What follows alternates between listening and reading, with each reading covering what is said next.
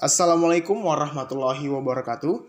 Alhamdulillahirabbil alamin. Pada kesempatan kali ini, kami dari kelompok 1 akan mempresentasikan sebuah materi dari mata kuliah Keuangan Syariah, yaitu modal kerja dalam keuangan syariah.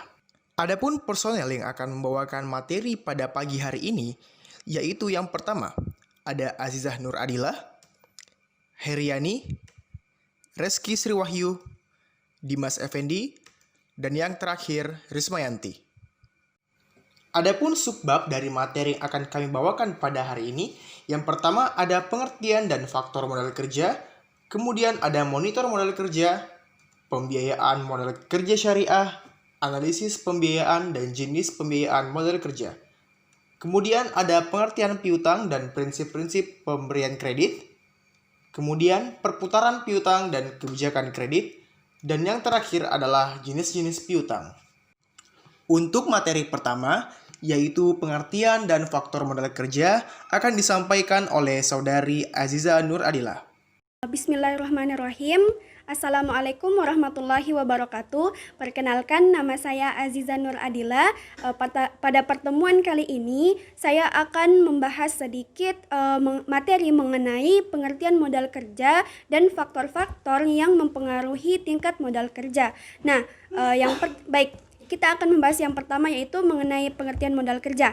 Nah, pengertian modal kerja secara bahasa atau dalam bahasa Arab itu disebut modal atau harta, disebut dengan kata al-amal secara mufrad tunggalnya, sedangkan dalam bentuk jamaknya disebut dengan al-amwal. Nah, secara harfiah sendiri, al-mal atau harta ini adalah segala sesuatu yang dimiliki oleh seseorang. Adapun dalam istilah syar'inya, harta ini diartikan sebagai segala sesuatu yang dimanfaatkan dalam perkara yang legal menurut syara atau hukum Islam, seperti bisnis, pinjaman, konsumsi, dan hibah atau pemberian. Nah, menurut Sujajah dan Berlian sendiri, modal kerja yaitu aktiva lancar yang mewakili bagian dari investasi yang berputar dari satu bentuk ke bentuk lainnya dalam melaksanakan suatu usaha. Sedangkan modal kerja menurut Munawir itu berarti networking capital atau kelebihan aktiva terhadap hutang lancar. Sedangkan untuk modal kerja sebagai jumlah aktiva lancar ini digunakan istilah sebagai gross capital working. Jadi, modal kerja itu dapat diartikan sebagai uang yang dipakai sebagai pokok induk untuk berdagang, harta benda, uang, atau barang yang dapat digunakan untuk menghasilkan sesuatu yang menambah kekayaan dan sebagainya. Nah, itu tadi pengertian mengenai modal kerja. Selanjutnya kita akan membahas mengenai faktor-faktor yang mempengaruhi tingkat modal kerja. Jadi ada beberapa faktor yang mempengaruhi tingkat modal kerja. Yang pertama itu faktor yang mempengaruhi dari aktiva lancarnya. Faktor yang mempengaruhi dari aktiva lancarnya ini yang pertama dari segi karakteristik bisnis. Nah, setiap perusahaan atau industri itu, setiap usaha, dia itu mempunyai karakteristik bisnis yang berbeda-beda. Nah, termasuk dalam penggunaan modal kerjanya. Seperti misalnya contoh, sektor retail, dia itu cenderung mempunyai persediaan barang dagangan yang berarti modal kerjanya lebih besar dibandingkan dengan perusahaan manufaktur. Begitu pula dengan sektor tertentu yang mempunyai utang lancar yang lebih tinggi dibandingkan dengan sektor lainnya. Kemudian yang selanjutnya ada ukuran perusahaan. Nah, ukuran perusahaan ini juga menjadi faktor yang sangat penting terhadap tingkat modal kerja dari suatu perusahaan. Karena apabila suatu perusahaan itu lebih besar, maka otomatis dia cenderung akan menggunakan tingkat modal kerja yang lebih besar dibandingkan dengan perusahaan-perusahaan yang lebih kecil. Seperti misalnya contoh, apabila kita membandingkan dengan usaha-usaha kecil di pinggir jalan dengan usaha-usaha besar atau perusahaan-perusahaan besar yang sudah berkembang hingga ke internasional. Dia itu pasti otomatis membutuhkan modal kerja yang sangat berbeda. Otomatis perusahaan yang lebih besar itu akan membutuhkan modal kerja yang lebih besar. Kemudian yang selanjutnya kita akan membahas mengenai aktivitas perusahaan. Nah, dalam aktivitas perusahaan ini jika penjualan perusahaan dia meningkat atau aktivitas penjualannya meningkat, otomatis aktiva lancar dan utang lancarnya ini yang bersifat spontan juga akan meningkat. Kemudian semakin tinggi penjualannya dengan demikian akan semakin besar pula aktiva lancar dari suatu perusahaan tersebut. Kemudian yang selanjutnya yaitu dari segi stabilitas penjualan perusahaan. Jika penjualan stabil, ini akan mempengaruhi dari aktiva lancarnya. Apabila penjualan stabil, aktiva lancar itu cenderung semakin kecil. Sebaliknya jika penjualannya itu berfluktuasi, maka aktiva lancarnya ini cenderung akan semakin besar. Kemudian itu tadi beberapa faktor yang mempengaruhi dari segi aktiva lancarnya. Kemudian yang selanjutnya ada faktor-faktor yang juga mempengaruhi dari utang lancar. Faktor ini dibagikan menjadi dua, yaitu faktor dari segi eksternal dan juga faktor dari segi internal. Jika kita melihat dari faktor eksternal, industri tertentu itu dia cenderung mempunyai utang lancar lebih besar. Contohnya saja pada usaha retail, dia itu menggunakan aktiva lancar biasanya dalam bentuk barang dagangan yang lebih besar daripada perusahaan manufaktur. Kemudian dari segi faktor internalnya, manajemen itu dia mempunyai pilihan apakah dia akan menggunakan dana liquid atau cepat cair yang tinggi atau yang rendah. Jika manajemen yang fleksibilitasnya cukup tinggi, manajemen itu akan menggunakan dana liquid yang lebih kecil. Sedangkan jika manajemen membutuhkan dana dengan cepat, manajemen ini masih mempunyai cukup ruang untuk melakukan hal tersebut. Nah, mungkin itu saja yang dapat saya sampaikan pada pertemuan kali ini. Kurang lebihnya mohon dimaafkan. Wabillahi taufik wal hidayah. Wassalamualaikum warahmatullahi wabarakatuh.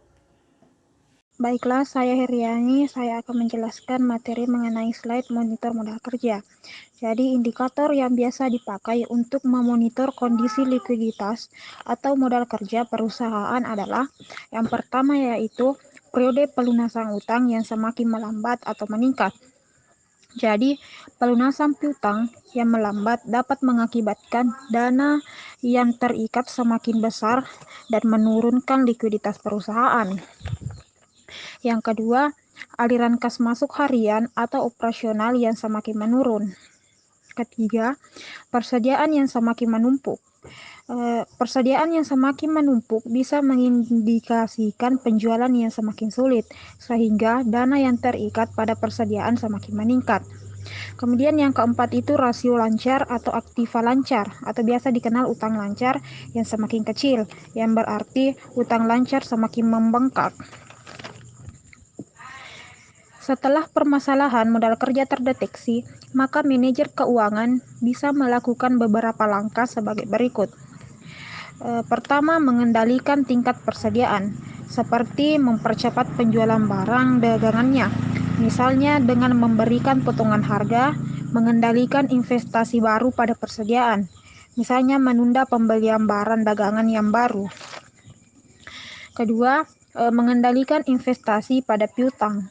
Jadi, manajer keuangan bisa memperketat kebijakan piutang, misalnya hanya memberikan penjualan kredit kepada pelanggan yang dinilai baik, seperti yang membayar tepat waktu. Kemudian yang ketiga, mengurangi atau mengendalikan aliran kas keluar yang rendah prioritasnya. Sebagai contoh, manajer bisa menunda pembayaran dividen. Kemudian pembiayaan modal kerja syariah. Pembiayaan modal kerja syariah adalah pembiayaan jangka pendek yang diberikan kepada perusahaan untuk membiayai kebutuhan modal kerja usahanya. berdasarkan dengan prinsip-prinsip syariah.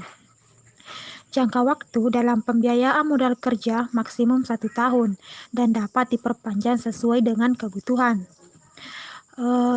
Kemudian ada beberapa hal yang harus diperhatikan dalam melakukan analisis pemberian pembiayaan, yaitu satu, jenis usaha. Karena kebutuhan modal kerja masing-masing jenis usaha itu berbeda-beda. Yang kedua, skala usaha. Jadi, besarnya kebutuhan modal kerja suatu usaha sangat bergantung pada skala usaha yang dijalankannya. Karena semakin besar skala usaha yang dijalankan, maka kebutuhan modal kerja juga semakin besar. Yang ketiga itu tingkat kesulitan usaha yang digunakan. Untuk menentukan tingkat kesulitan dari usaha yang dijalankan, maka bank dapat mengajukan beberapa pertanyaan. Misalnya, apakah proses produksi membutuhkan tenaga ahli, tenaga terdidik, terlatih, dan apakah menggunakan peralatan canggih? Kemudian, berdasarkan akad yang digunakan dalam produk pembiayaan syariah, maka jenis pembiayaan modal kerja dibagi menjadi 5, yaitu pembiayaan modal kerja mudharabah. Jadi, pembiayaan mudharabah ini adalah pembiayaan di mana seluruh modal kerja yang dibutuhkan nasabah ditanggung oleh bank dengan keuntungan yang diperoleh dibagi sesuai nisbah yang disepakati. Kemudian pembiayaan modal kerja salam. Pembiayaan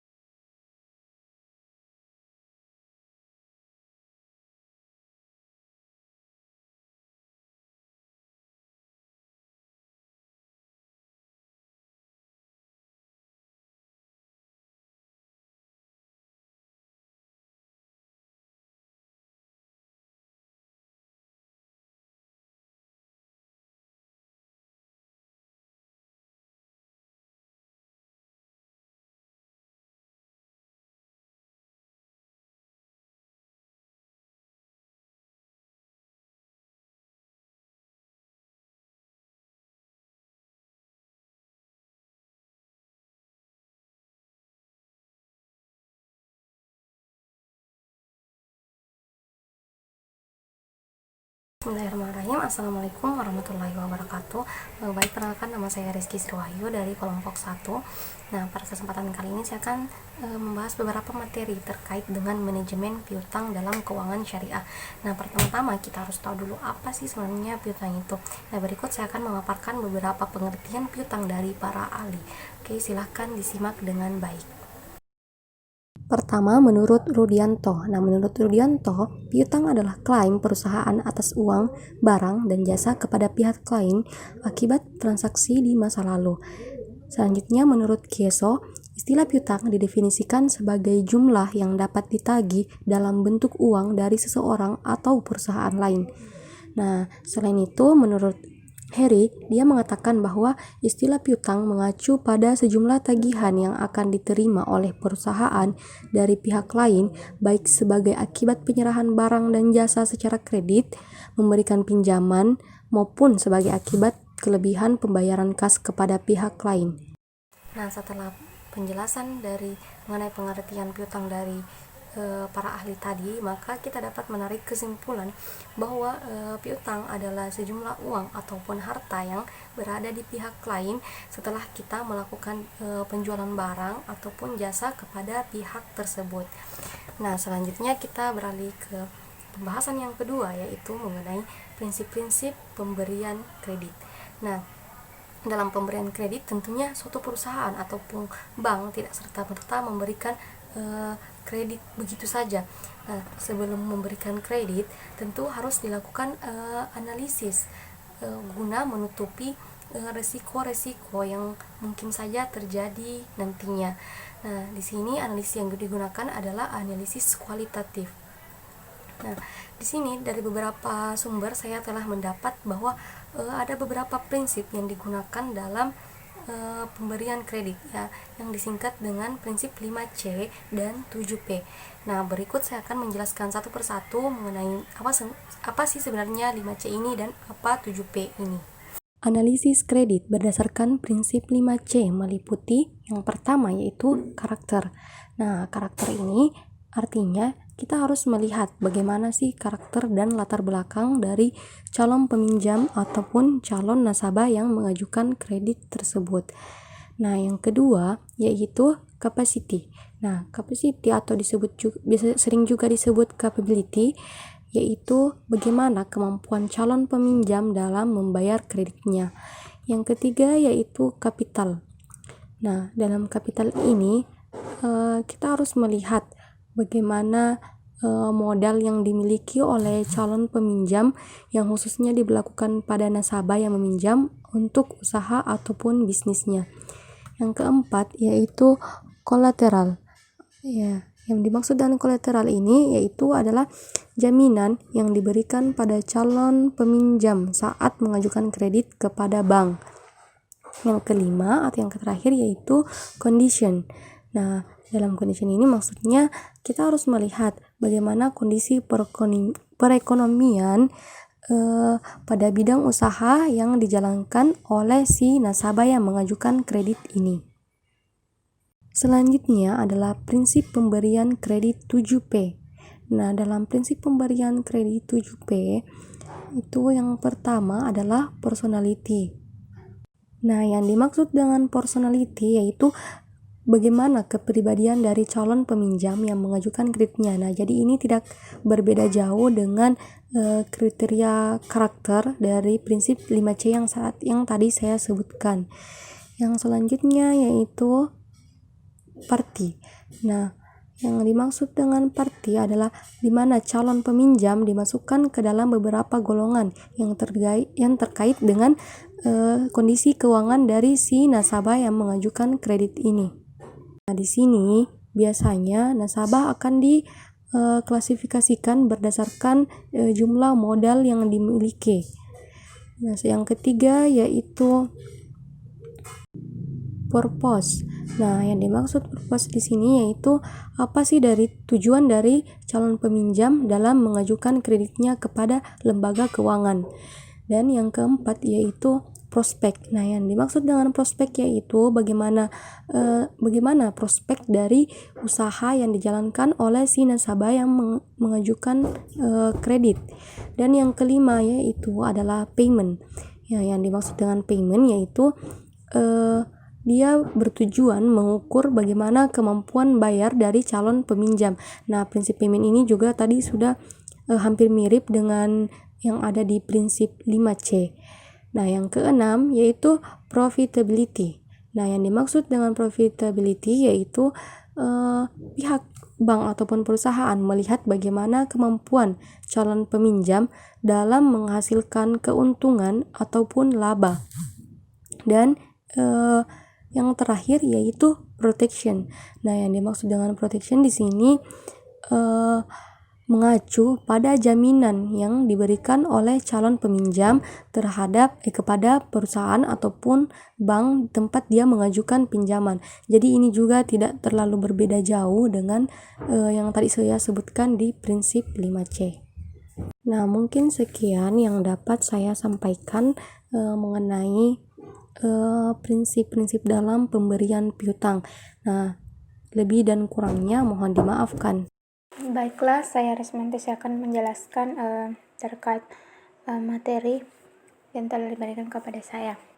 Pada slide tingkat perputaran piutang dalam pandangan Islam, di sini dibahas tentang surah Al-Zalzalah ayat 7-8 yang artinya, maka barang siapa yang mengerjakan kebaikan seberat zarah, niscaya dia akan melihatnya, dan barang siapa yang mengerjakan kejahatan seberat zarah sekalipun, niscaya dia akan melihatnya pula.